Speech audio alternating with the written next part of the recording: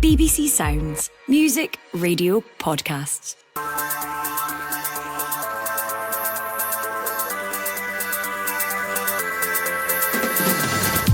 Hello, I'm Jonathan Sutherland, and this is the Scottish Football Podcast, kick-starting the week with a final word on the weekend's action. Now it's Lawrence, gets past one, chance here for Lawrence to dig over, the goalkeeper is in! Rangers have an early breakthrough! Tom Lawrence with the cutest of finishes! We reflect as Rangers win at Tannadice, just also. McCowan takes a touch, shoots, and he scores! Gordon got a touch, but Luke McCowan opens his Celtic account after his dream move here on deadline day. Celtic continue in cruise control, but what does their win over Hearts mean for Stephen Naismith and his side? And cut back from Morris and headed in by Papi Gay. Another double. 10 out of 10, what's the secret behind amazing Aberdeen's early season success? The Scottish Football Podcast. We are joined on the Scottish Football Podcast by the Livingston forward Andrew Shinnie and the Motherwell striker currently on loan from Dundee United, Tony Watt. Tony, last time I saw you, we were in your garden with the chickens. I have to ask, how are they? They're alright. They're on a farm just now. We've been moving house, so they're getting looked after. I think one's actually, well, I know for a fact, one's had a baby. So I'm a chicken grandfather, so we're all good there. Fantastic. That's great news. So the cockerels have been busy. Yes, they have. They met the rooster on the farm and they obviously got a bit carried away. Well, I'm glad that the cycle of life is happening nicely for you and the chickens. That's good to know. Andrew, I don't think we can quite top that with you, but I must say a 3-0 victory for Livingston over Hamilton must be meaning that you're feeling cock-a-hoop. I like the pun, Jonathan. Yeah. I'm not sure anybody else does, but thank you. Yeah, we're feeling good. It's a really good result. Played really well, especially second half, and it's just confirmed it's quite a good start to the season in the league. So, yeah, everyone was really happy after the game, and we'll move on. Fantastic. So much to discuss. But before we get solidly into things in more depth, got to ask you both for your highlight of the Scottish football weekend briefly. Tony Watt. I think the boy Ingles, I've not seen much. I think a great result for Andy and the boys. I think they've kind of shown everybody they can be challenging, but I think the boy Ingles stepping up at Parkhead and casually slotting away a penalty on his first start. Here, what a huge moment this is for their record signing. A reported £11 million was spent bringing this guy to the club, and he's going to take a right-footed penalty as he seeks his first Celtic goal. Will he hear the roar? He side-foots it home into the bottom right and sends Craig Gordon the wrong way. Arne Engels is off the mark for Celtic on his first start, and he's broken the deadlock on what was threatening to be a potentially frustrating and stuffy afternoon for the champions. Taking it away from a lot of the big names, I think that's got a bit about it, I think. Celtic will be hoping he becomes a big player, Arne Engels. Andrew, for you, what was your highlight? Oh, I was going to go for Luke McCowan scoring for Celtic. I was really happy for him because he's a top player, and I think people sort of thought he wouldn't get many minutes when he joined Celtic. Sort of not written off, but thinking he'll have midfielders ahead of him. But I think he'll do great for Celtic. But I'm going to go with Big Papa Gay at Aberdeen. Expertly taken by Guy, and he rushes away.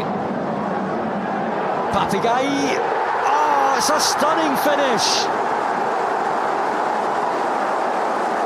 Are we going to see the dance moves again? There we go. Fantastic performance again, top scorer in the league now, and that first goal. Because I'll be honest, I'd seen a bit of him sort of start of season and before at Aberdeen. I wasn't sure if he was going to hit the heights at Aberdeen, but that performance yesterday, the goal he scored, the pace and the power and the finish, and then getting his second win in the game for Aberdeen, I think he could be a massive player. Andrew, already rubbing salt into your Motherwell-shaped wounds there, Tony. When I seen Papa Gay at heart after watching him yesterday, like Andy said, he's had a bit of a strange start, but yesterday he showed all the makings an Aberdeen player. He showed that could definitely go and do well for them this year and probably be their main man. If he keeps that up the way he played yesterday, then he was big, strong, fast, and he had a lot about him. Great stuff, guys. Let's move quickly through the Scottish football headlines. Tom Lawrence scored the only goal of the game as Rangers beat Dundee United 1-0 at Tannadice on Sunday to move within 5 points of leading duo Celtic and Aberdeen. The top two both maintaining their 100% records with home wins over Hearts and Motherwell on Saturday. Hibernian claimed their first league win of the season, overcoming 10-man St Johnstone 2-0 at Easter Road, while Ross County also got their first Premiership victory of this campaign, beating Dundee by the same scoreline in Dingwall. St Mirren and Kilmarnock drew 2-2 in Paisley in a match that saw Killie defender Joe Wright sent off for the second time this season. And in the SWPL, Rangers remain top after they and the rest of the top five, Hearts, Glasgow City, Celtic and Hibs, all won on Sunday. The Scottish Football Podcast from BBC Sports Scotland. Let's kick off with Dundee United versus Rangers, shall we? Andrew Shinnie. I was expecting it to be a cauldron at Tannadice. I thought after Rangers' defeat to Celtic, Dundee United might have a real go. It didn't quite transpire that way in the early stages of the match. What did you make of it? Yeah, I think everyone was expecting that, but when you play the Old Firm, I think even though they're under pressure, it's still a very difficult game. Jim obviously set his team up maybe to be a bit more solid, and they have been potentially not sitting back, but in a more solid shape, whereas they've been getting after teams a lot more front-footed, but the Old Firm can make you do that. Still, Rangers at the end of the day, they were under massive pressure, but they've still got top-quality players, and getting a goal so early was perfect for them. It was a brilliant finish from Tom Lawrence and settled them in the game, and they were pretty comfortable for the rest of the half. I thought Jim made a good change. It's obviously harsh on Holt coming off early, but Ross Docherty went in, gave him some energy, and they started to grow into the game. But Rangers just had to get a win no matter what. They've got the 3 points, they'll get out of there, and it could have been a potential banana skin, but they survived it, so credit to them. Tony, you're obviously on loan from Dundee United to Motherwell. What was your take on the overall match at Tannadice? I thought it was a decent game, to be fair. I thought Rangers started well. They've got that bit of quality, and if you give them time, they will cut you open. And I think after that, they were all right. They kind of controlled the game for the next 20-30 minutes, but they never really cut Dundee United open, and Dundee United again made the tweak, done fine. And look, it's not an embarrassing result getting beat 1-0 off Rangers, especially like Andy said, they can go and they can turn up a gear even when they're under pressure, and Dundee United today showed that they can go and mix it with them. One thing about the Dundee United performance that will presumably kind of frustrate Jim Goodwin a little bit would be 0 shots on target. He admitted after the match that he kind of got his tactics wrong, and obviously he made the adjustment, Holt going off and Docherty coming on, and a kind of rejig in the middle of the park. I don't want to say it was a missed opportunity, Tony, but did you feel that on another day Dundee United maybe would have had a few more pepperings of the Rangers goal at least? Yeah, but like you say, I think 0 shots on target probably isn't what they're wanting, isn't what Jim Goodwin's wanting, but I think they showed a decent account of themselves after coming up last season and showed that they can, like I said, mix it. But no, I think they're going to need to try and up that against Celtic and Rangers, especially at home this season, because you can't go through a game and get 0 shots on target and be happy with as a manager. I don't think he'll be happy with it, but everything else I think fell into place and everything else looked on the whole not too bad. Like you said, first 10-15 minutes Rangers came out of the blocks like they had to, but I think Dundee United more than matched them, more than showed their capabilities. Yeah, Dundee United certainly made an impressive return to the top flight. Andrew, you've played for Rangers. I guess a lot of people, well, everybody watching would have been gauging Rangers' reaction to that 3-0 Celtic defeat. Was there enough of a reaction, do you feel, for Rangers fans who will be looking for credible signs that this Rangers side can actually challenge Celtic for the title? Probably wouldn't go as far as that. I mean, they would have been hoping for a really comfortable win, maybe by a couple more goals, but I think every Rangers fan would have just been wanting the 3 points no matter what. I think if they'd slipped up at Tannadice today, drawn the game or lost, it would have been a massive crisis, really. So they just had to get the victory.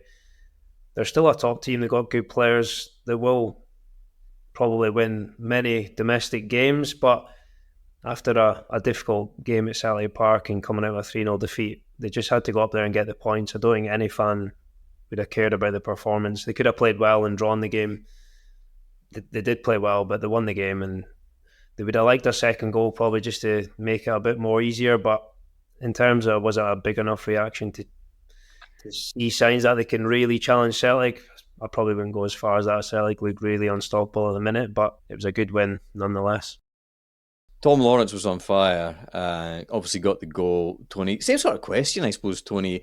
I mean, how do you gauge Rangers in terms of title credentials? Obviously, it was an emphatic scoreline against Celtic in the match previous. I think at the moment that's not really the question. I think Celtic are ahead of Rangers at the moment. Rangers are just hoping that Celtic slip up, and while they hope that, they need to just keep doing their bit and winning their games. And I don't think both teams are close at the moment. I do think Celtic are at on and off the pitch probably a lot further ahead, but I don't think Rangers are as bad as what the performance made out. I don't think they're still transitioning. I think Clement said that a few times, that he's still trying to get his players in.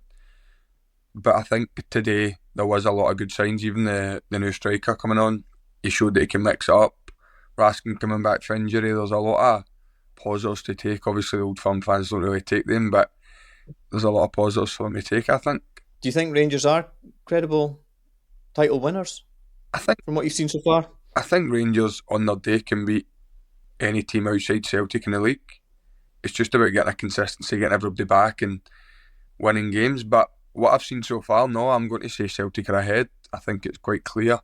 I think even all Rangers fans would probably say that, but Rangers can beat every other team. They've shown that, and if they go and win 10 games in a row, then they don't know where they're going to end up being. I must admit, Tony, I'm intrigued by Dundee United's next match. It is the League Cup on Friday. I'll be presenting Sports Sound from Fir Park on Friday. I was going to call it the Tony Watt Derby, and then it suddenly struck me that you won't even be able to play in it, presumably, for Motherwell against Dundee United. I'm cup tied. We beat Kilmarnock, and I was driving home and I was listening to Ezra on the radio, and lo and behold, the two names that come out are the only two I didn't want to be next to each other, and it's disappointing. Obviously, I don't want to be missing games of football. Absolutely, and it struck me as well, you'd actually be the perfect impartial pundit that night as well, because you've got a foot in both camps. You want both teams to win, actually. I absolutely agree with you, Jonathan. I'll have a word with the producer, shall I? Love that.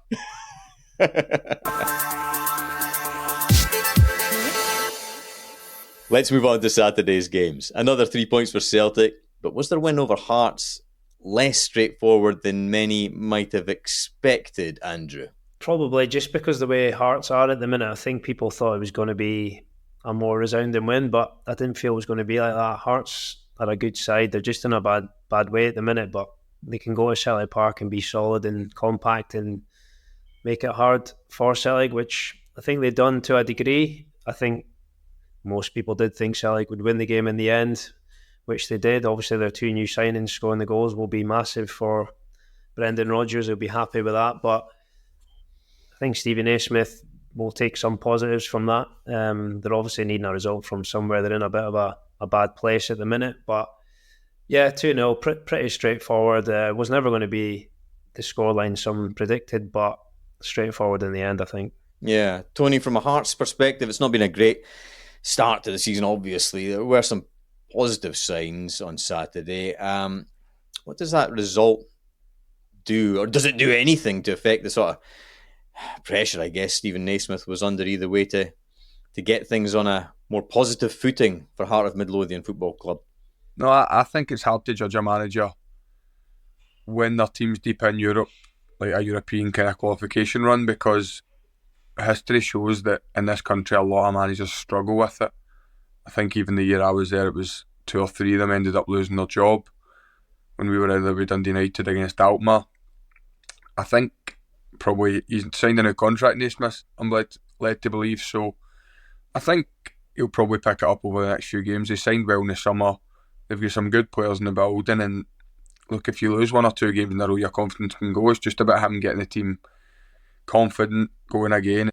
But I do think they can turn that around. I do think they've got the squad to turn that around, and the only problem is Hearts is demanding. Hearts is a big club that you don't really get a lot of time if it's not going well. Got to ask you about Celtic as well, Tony. I mean, they just seem an absolute different beast from what we saw last season. Obviously, it was very successful last season, but there just seems to be a bit more energy, a bit more vitality, and they've looked rampant pretty much since the word go this season, even before in the pre-season as well. What have you made of them? I think that was always going to happen with Brendan Rodgers. I think when he first comes in, he probably just getting everybody settled, saying that a few players came in, and then when he reverted back to the kind of the boys that had been there a bit longer, he took them from strength to strength, and in the summer he's only signed a few bodies, but they're still the base of the squad for last year.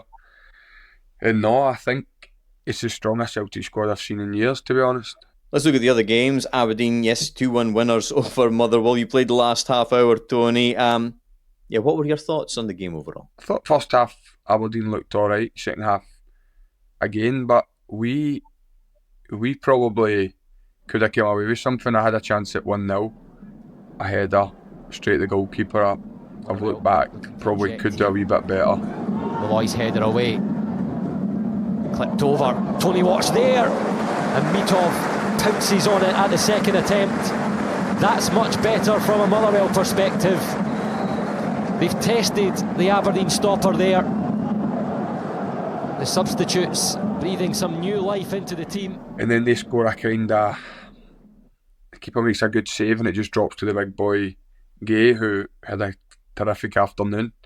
But I don't think a draw would have been a harsh result. I think it was just one of the games that it just got a bit fast and a bit mad. But no, I think we've shown since the start of the season that we can really mix it with everybody, and I don't think a draw would have been a unfair result. 10 wins in 10 for Aberdeen in all competitions, 5 out of 5 in the league.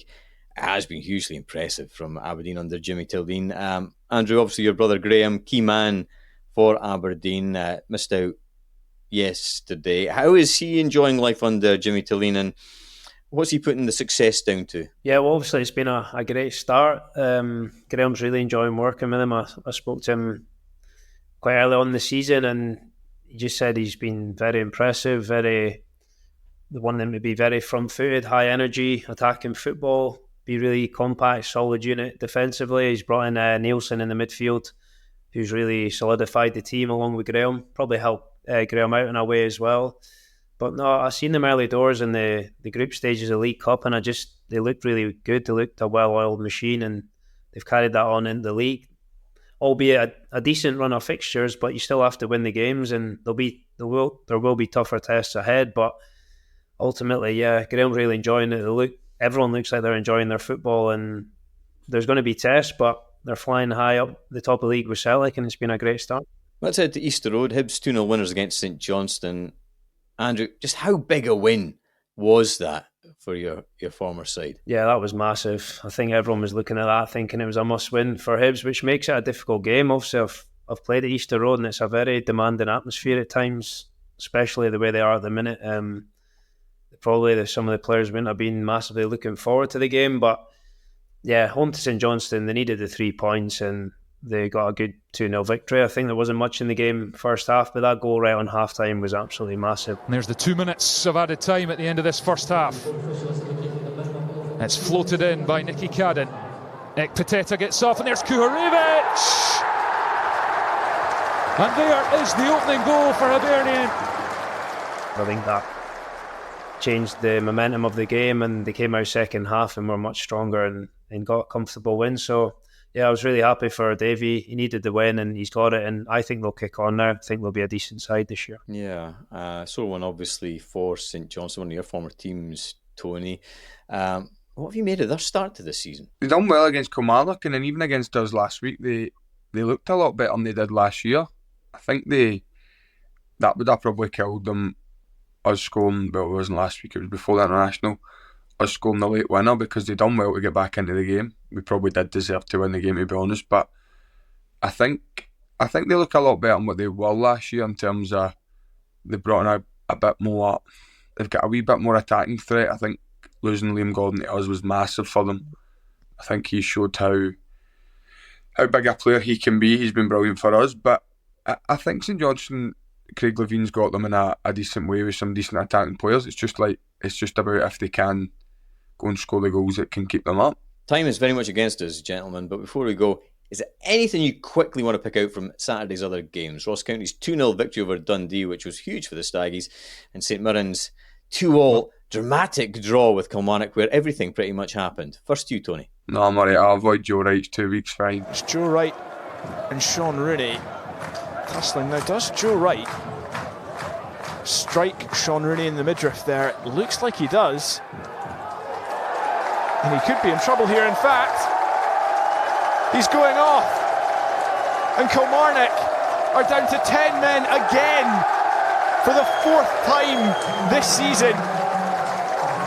And it's Joe Wright's 2nd red card already. I don't want to be repeating that and don't want to be throwing him under a bus, but no, I'll give Andy that one. He's had a tough start to the season. Andrew, go for it. I thought it was a massive win for Ross County. They've reacted well to a few poor results, and for Dundee, I think Tony Dock's done great up there, and I think they'll be okay. But losing McCowan's a big blow. I think he was their talisman, and they should have enough, but he's a massive blow, and it's whether they can repeat their form without him, which will be difficult, but they've recruited well enough, so I think they'll be okay. Time to wrap things up. My thanks to Tony Watt and Andrew Shinnie. We're here with new episodes of the Scottish Football Podcast bright and early every weekday morning. So make sure you don't miss out. Just subscribe on BBC Sounds or wherever you listen. Scottish Football, the gift that keeps on giving. Thanks for listening. This is the shocking moment English football has been dreading. My name is Moses Swabu, and I used to be a professional footballer. But then I got in deep with organised crime and became a match fixer operating in the English League. A match-fixing investigator has highlighted 2 matches he says appear to have suspicious betting patterns. How honest are you going to be with me? This is 100%. Join me for Sports Strangest Crimes presents Confessions of a Match Fixer. Listen on BBC Sounds.